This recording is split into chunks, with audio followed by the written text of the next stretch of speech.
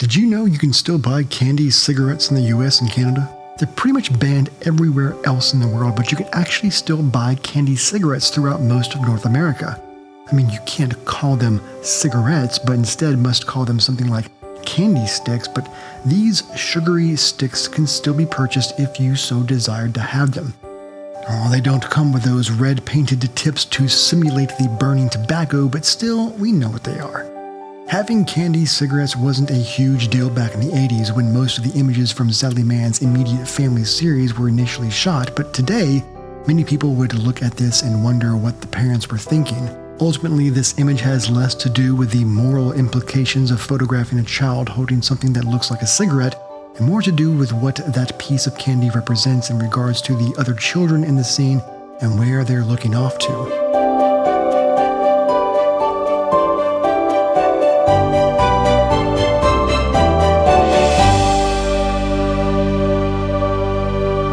In 1988, Mann published her first book called At 12, Portraits of Young Women. The images she captured were of pre-adolescent girls posing in adult-like ways.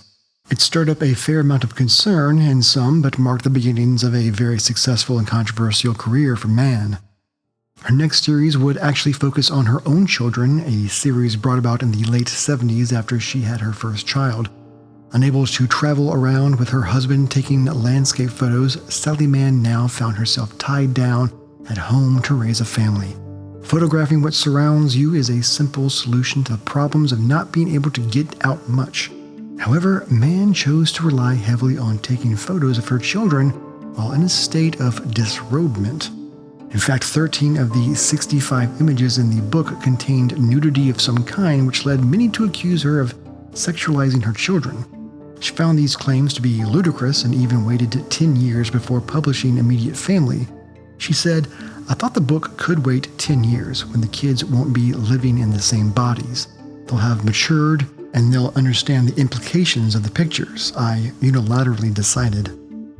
The children were sent to child psychologists to make certain they understood the issues. All three of her children exercised veto power over certain photos. Virginia, the girl with the back to the camera in the candy cigarette photo, didn't want people to see her urinating. Emmett, the boy on stilts in this image, objected to having people see him with socks on his hands. Mann, for the most part, found that her children were more worried about looking silly than being seen without certain articles of clothing. But some of the photos featured the children with injuries like a black eye or bloody nose. Though some saw this as being the mark of a bad mother, not regarding the safety of her own children, Mann argues that they are simply injuries any mother sees on a regular basis. Despite her own views and justifications, Mann experienced a fair amount of censorship over her images. Some magazines wouldn't publish her work, and if they did, they came with black bars across the subject's eyes and exposed areas. She's been accused of putting her work before her family's own safety and well-being, and to that end, she sought out a lawyer for legal advice.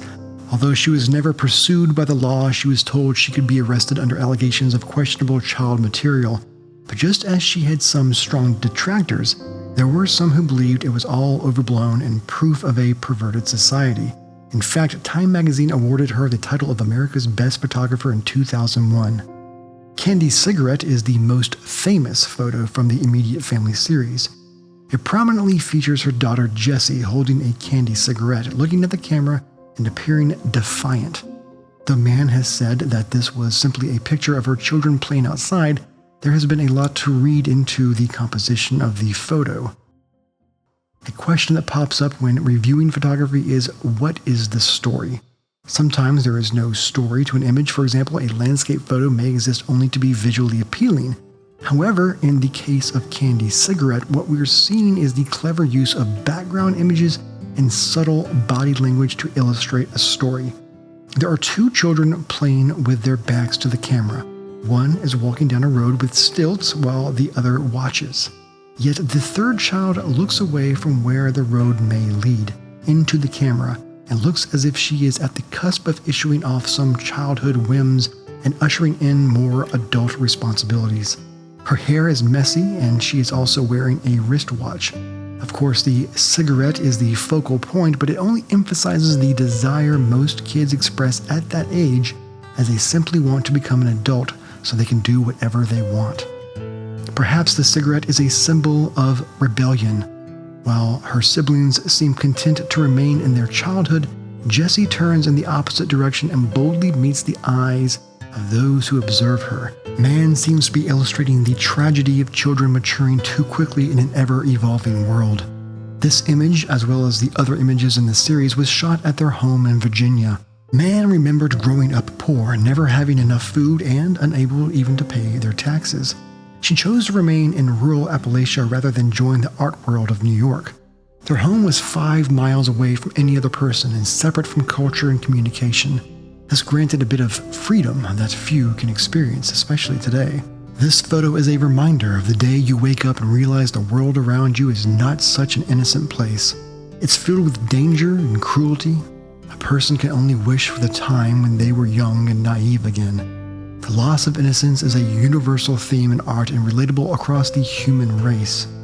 Candy cigarette in this image represents a crossing of the threshold from childhood into maturity. Though it is a step many children long for so they can stay up late, drive cars, and do what they want, it is a step that comes with danger and hardships. Seeing a child embrace the loss of magic and innocence can put many in a state of unease, as we instinctively hope others will want to hold on to the purity and hope of simpler times.